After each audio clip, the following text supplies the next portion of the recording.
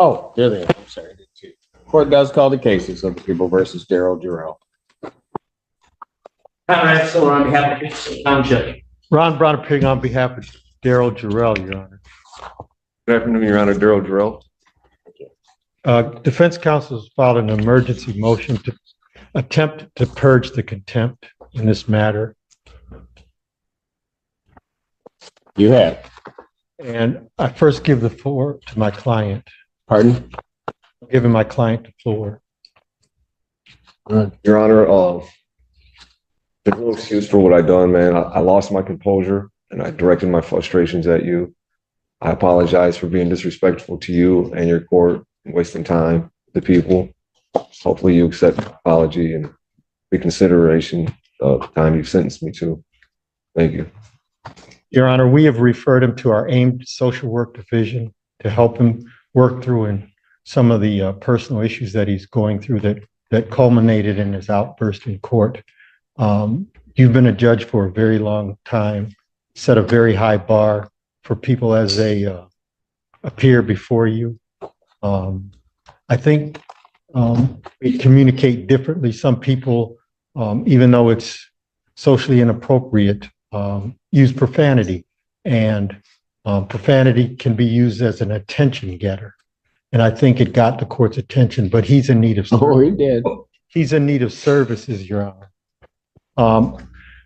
He's in need of services, and we're trying to sort through a plan to present to the court, if you would accept his humble apology to help him move the cases forward. Anything from the people? Well, Your Honor, we were all present for it. I had a chance to review the video. It's actually worse than what the court noted. I'm sure the court has seen the video, but it was worse than what the court noted. I will leave it to the discretion of the court, but if there's going to be a modification or change of the sentence imposed by the court, I would certainly like there to be a plan in place for Mr. Jarrell. That would be the minimum for the alter or change its sentence.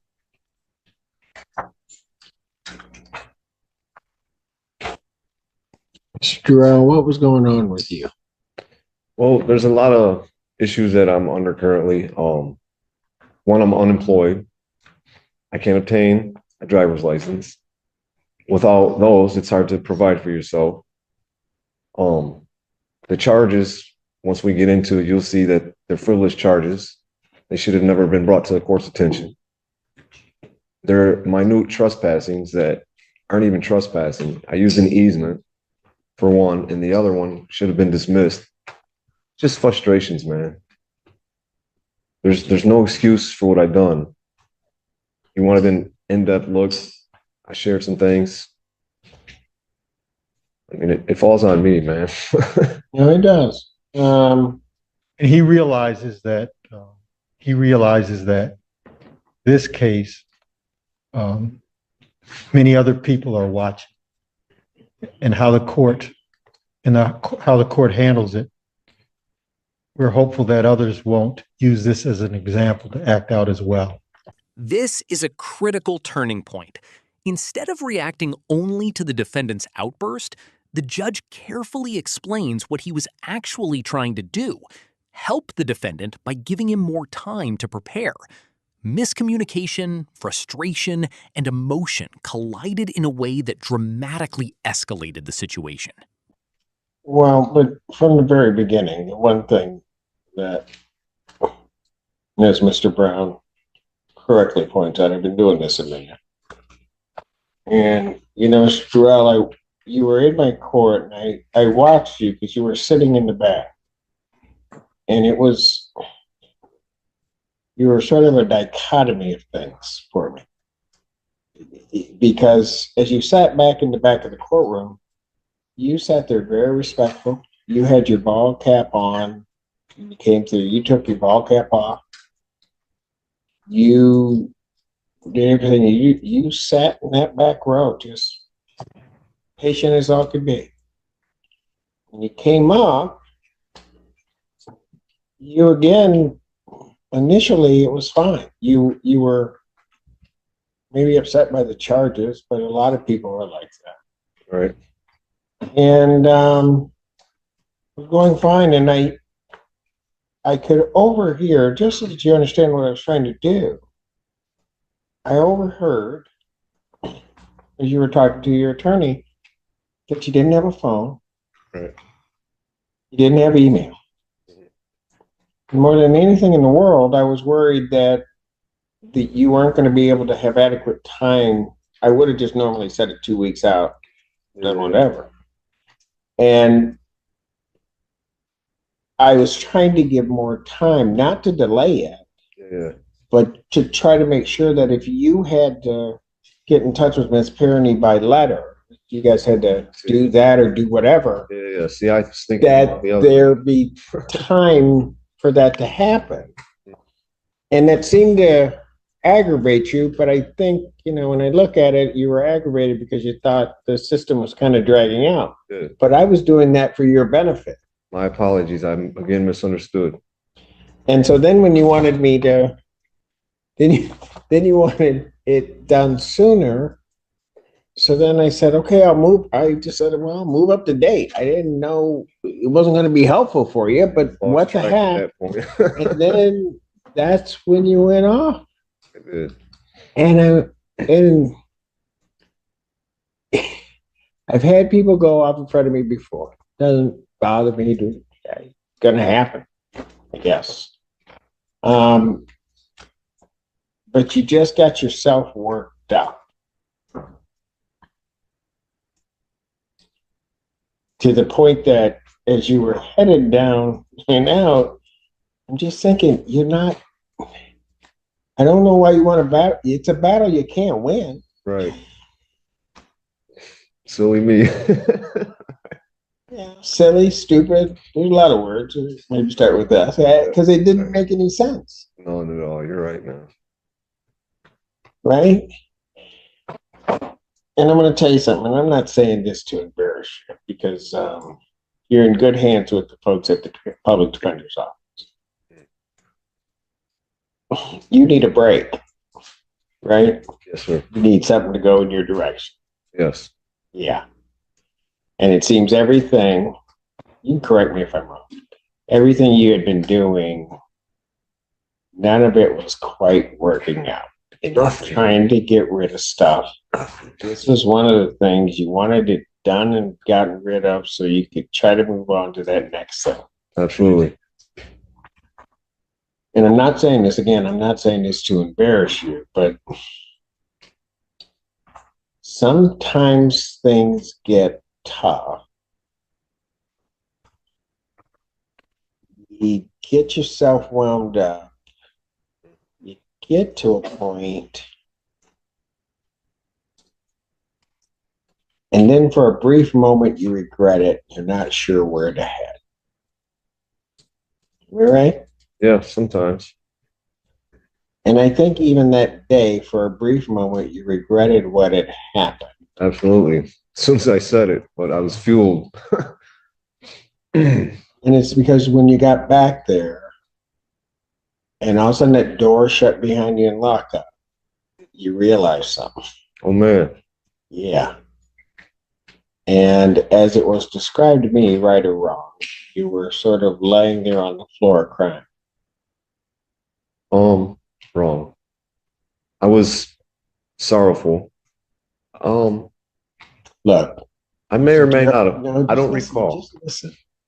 There's no embarrassment there. Mm-hmm. There's not. I got it reported to me. Right. Because I was worried about you. I Right. didn't.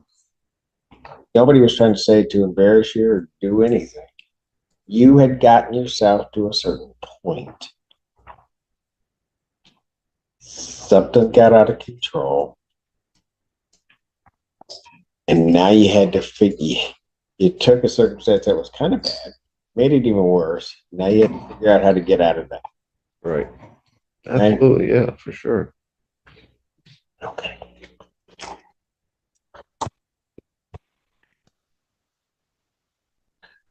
You had left here that day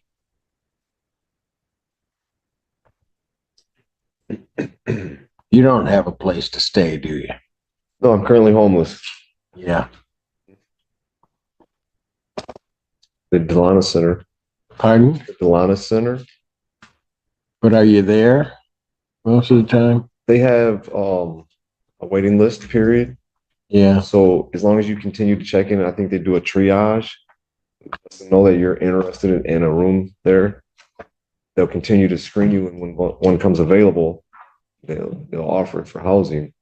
Until then, you sleep wherever you can, you know, couches, wherever, tents, bridges, parks. As long as the cops don't push you along, you know.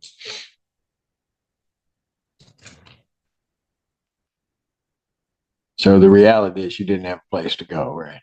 Oh no, I don't have a place to go. No. All right.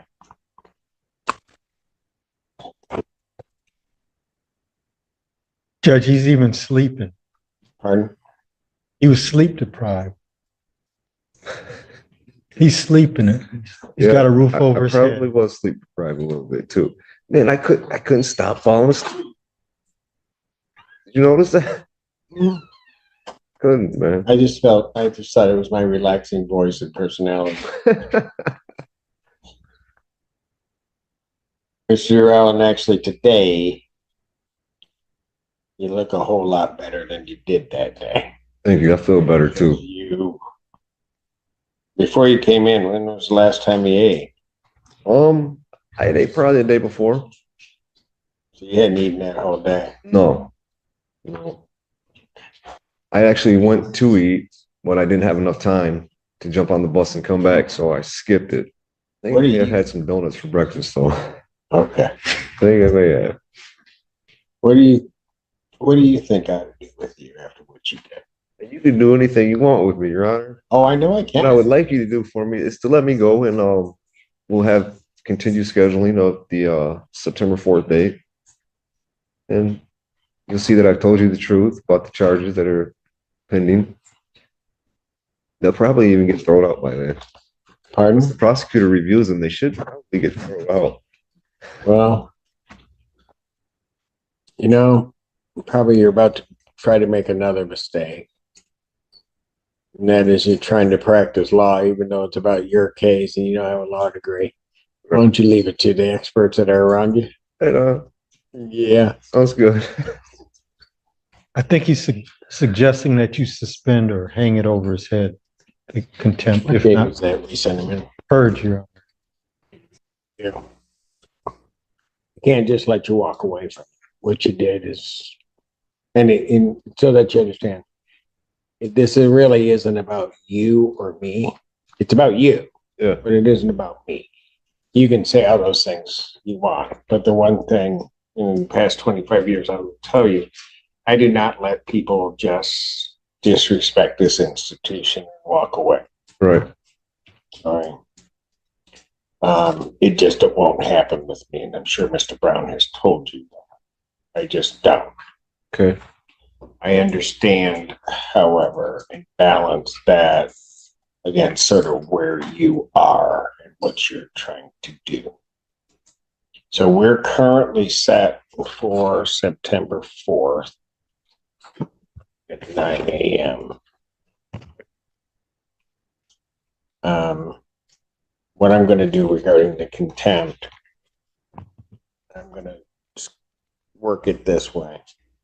I will grant to a certain extent the motion, and I'm going to reformulate the 558 days that you talked yourself into. And when you're back there thinking, think about this, how you took a case with a maximum 30-day sentence and parlayed that to 558 days. Right. Oh, goodness.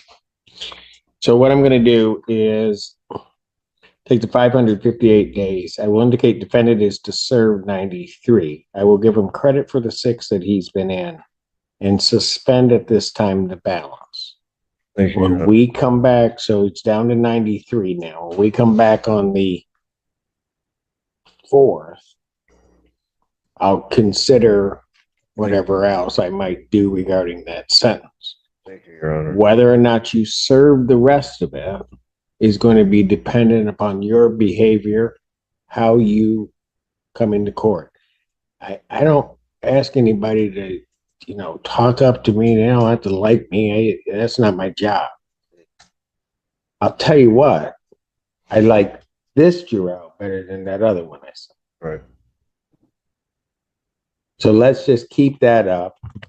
You'll at least, and I don't like doing it this way, and I don't like saying it, you'll have a place, right? You're going to be eating regularly, and you're going to be looking a whole lot better, I think.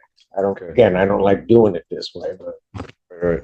maybe some benefit can come out of it. The judge makes it clear that respect for the courtroom cannot be ignored, but he also shows that accountability and compassion can exist together.